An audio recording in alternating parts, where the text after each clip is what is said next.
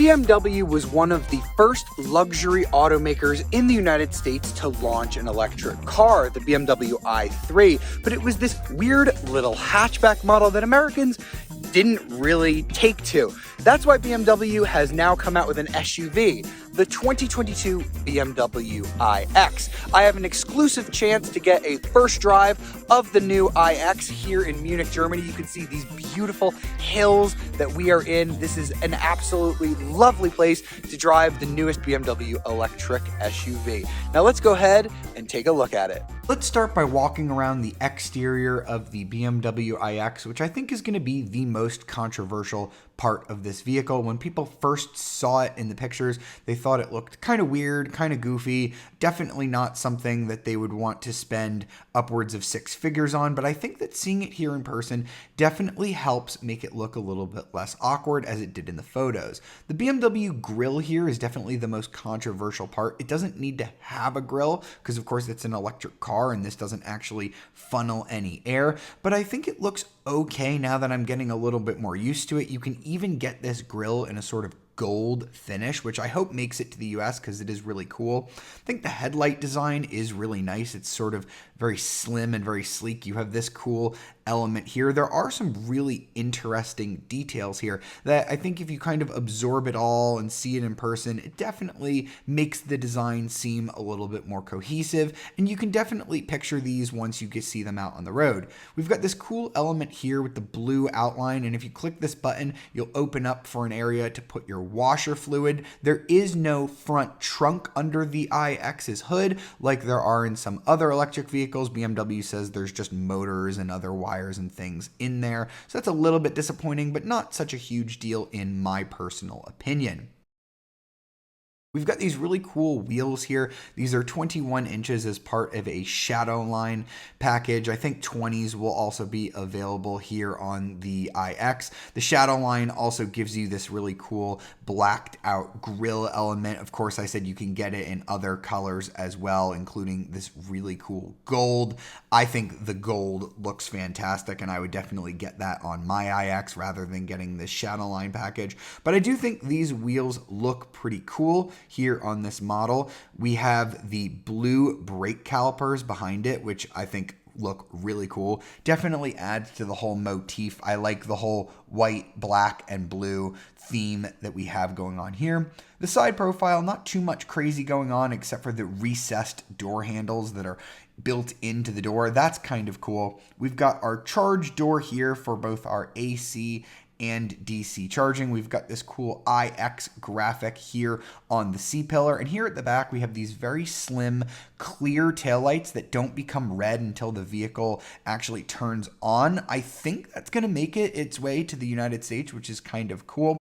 And as we look at the back end of the iX, another interesting thing that we're going to notice is that because these taillights are housed here on the actual tailgate itself, when the tailgate lifts up, BMW had to put a secondary taillight for safety reasons underneath the tailgate, which is kind of an interesting touch. In terms of trunk space, you're going to be looking at something that's very similar to the gas-powered X5, but because we have an electric car, we do have a little bit of storage underneath the floor, which is handy for housing the charging cable. You can fold down the seats 40-20-40 style to get more storage space, making the iX a very reasonable and practical family car. So now that we've checked out the exterior of the all-new iX, let's go ahead and check out the interior. We've got pillarless doors. First of all, I just want to point that out. We have an optional package here that's going to be available where we have crystal controls on the door, and these are not the only places we're going to see crystal, but it's really gorgeous, really pretty, but when the sun hits it at a certain light, it kind of blinds you just a little bit. This is our door release. It's actually digital. You actually do get a manual release down here as well. We've got Bowers and Wilkins. That's what BMW uses in a lot of its models, so nothing too special or crazy there. We've got this very flat floor. You can see there's like a lot of open space there. That might be perfect for like a woman to put her purse down, which is great. My mom would absolutely love that. Let's go ahead and check out these seats. We've got like the nicest seats possible. It's sort of this blue diamond stitched leather. I think it's gorgeous, and I really like this element right here. This interior overall, as you're going to hear me say in this review, is really, really pretty. You can also get some red leather. I've seen it in brown as well, and there is an option where you can kind of get like a suede material with like a cloth. That is probably my favorite, although you do lose the ventilation feature that is available here on these beautiful leather seats. So now let's go ahead and hop inside the interior fully so that we can take a look at it. So it is prepping everything, like the climate control and everything is starting up, but you do still have to hit a start button here on this main system to go ahead and start it up properly. Now let's go ahead and focus here on this center console because there is a lot to discuss here. We have, again, as part of that sort of crystal package here, this is a crystal iDrive. It's clear and it's under this sort of really cool wood finish. This looks absolutely gorgeous. The volume knob is crystal. The drive gear selector is crystal. So you just go ahead and tap it down to put it into drive. Go ahead and do that to put it in reverse. We have our big, beautiful backup cameras as well. The only thing that I don't love about this, it is beautiful, but it is a little bit hard to read when you're out driving. You can control all the iDrive functions here. Here's your home menu button. This is a brand new iDrive system. There's a lot of new stuff here. Wireless CarPlay, wireless Android Auto. You can finally configure this screen. By the way, this screen is curved, as you can see. It is really gorgeous. I'm going to go ahead and get the camera in the back here. You can see like it's very thin and it's like mounted on rails. It looks really, really darn cool. I love how this screen looks. BMW has finally taken my advice and allowed you to customize this gauge cluster just a little bit better. So if you come over here to layout, you can have big gauges. So that's your e-power. It kind of works when you have it full throttle, it's going to show 100. When you're off it, it's going to show 0. And then your speed is over there on the left. And if you don't need so much stuff on there, you can go to a reduced layout where it's only really going to have the speed over on the side. And you can pull up your Apple and Google Maps on this, which is fantastic. That's some of the best integration that I've honestly seen from any automaker on this matter. We've got a touch screen as well if you don't feel like using the iDrive controller, and you can also use voice command. Now, I haven't loved this feature in BMWs previously because you used to have to say, "Hey BMW," and I would be doing my review and it would constantly activate. But on this, you can actually change the name of it. So I can say, "Hey Jarvis, I'm a bit warm right now. Could you repeat? Please retry or say help." So it has worked pretty well. "Hey Jarvis, I'm pretty warm right now." This function is currently not available. I think it's not available because I don't actually have the car fully on, but it will work in most circumstances, and I think when you try it, it will work quite well, so I wouldn't worry too much about that there. We do have a little phone slot here as well, which is nice and convenient, and you can run a cord. There's my finger right there. We've got our cup holder down here below, as well as a wireless charger with 2 USBs. This interior really is fantastic. I do love pretty much everything about it. I'm gonna go ahead and show you the glass roof. It is opaque right now. You can push this button and it will become just a little bit more clear. It's kind of hard to see on camera, and honestly in real life it doesn't really go from super clear to super opaque that well. I kind of wish it just had a normal sunshade, but it is cool. I think this interior is super premium, definitely towards the upper spectrum of BMW's cars. Think X5, don't think like X3 or X1 with this car, and at the price, yeah, you definitely should be expecting that. So we've got some USBs here on the back, USB-Cs. You can can put a little like mount here as well for like an iPad or something like that. The back seats are pretty roomy. I'm gonna go ahead and move my stuff over here. As you can see, they are very lovely quilted leather. They actually quilt the leather like all the way to the door jambs, which is quite nice. The load floor again is super flat back here, so you really just have like a very comfortable layout here with your legs. Tons of leg room. You can like stretch out. See how this middle part is very curved and cut out, so you can put your middle leg very far up. You do have your own climate control as well here, which is quite nice. So yeah, I do like these seats as well. And aside from being able to fold the seats down in the trunk, there is also a button right here that is going to allow you to pull these down. And you can see the seats do fold relatively flat. So that's all of the stuff you need to know about the interior. Now let's go see how the iX drives. All right, so let's get the iX out on the road. This is a big launch for BMW, so they really got to get this car right. So we're going to talk about the base version of this car, although we're not sure when exactly it's expected to arrive in the US market. That is the xDrive 40i. So BMW has done a really pretty good job of matching the nomenclature with their gasoline engine cars in terms of power output. So in the 40i, you're going to get 326 horsepower and 464 pound-feet of torque. Now, that is very similar to what you'll get in a lot of their inline six-cylinder cars that have a 40 badge. Now, that is going out to all-wheel drive. All of the iXs are going to be dual motor. There is no single motor, at least not announced at this time. Now, the base model is going to go about 250 miles on a charge. That is on the EPA cycle. I think it's 262 miles WLTP, but the Europeans test a little bit differently for range and things like that. Now, I'd really like to try the xDrive 40i model because it's going to be pretty quick, 6.1 seconds to 60 miles an hour, which is not exactly slow. And that one's going to have a 71 kilowatt hour usable battery capacity. But now that we're done talking about that one, let's go ahead and talk about the one we are driving, the main event. This is the xDrive 50i. It's the first one you're going to be able to buy in the United States, and it is very similar to a V8 powered BMW model. 523 horsepower, 564 pound-feet of torque, again going to all-wheel drive. The range on this guy is a lot better, 300 miles, because we've got a 105 kilowatt hour usable battery. I think it's about 111 kilowatt hours total.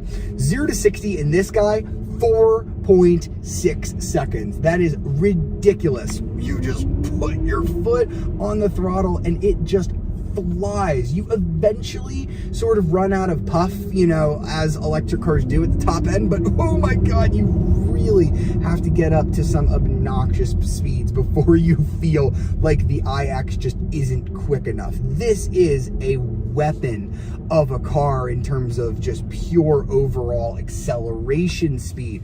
Honestly, I think it's almost a little bit too fast for an SUV, because these seats just don't hug me in quite as well as I would want from a vehicle with this level of performance. So BMW, I would like to see a little bit of a sportier seat here. Other than that, the driving experience is phenomenal. You just put your foot down, you can pass traffic no matter where it is. No, like, we're on a high mountain road, so a gasoline engine car might struggle up here. The iX certainly does not struggle. And if this somehow isn't fast enough to you, because I know there are people out there who are going to be screaming, but the Tesla Model X Plaid has 1,000 horsepower and it does 0 to 60 in 1 point whatever.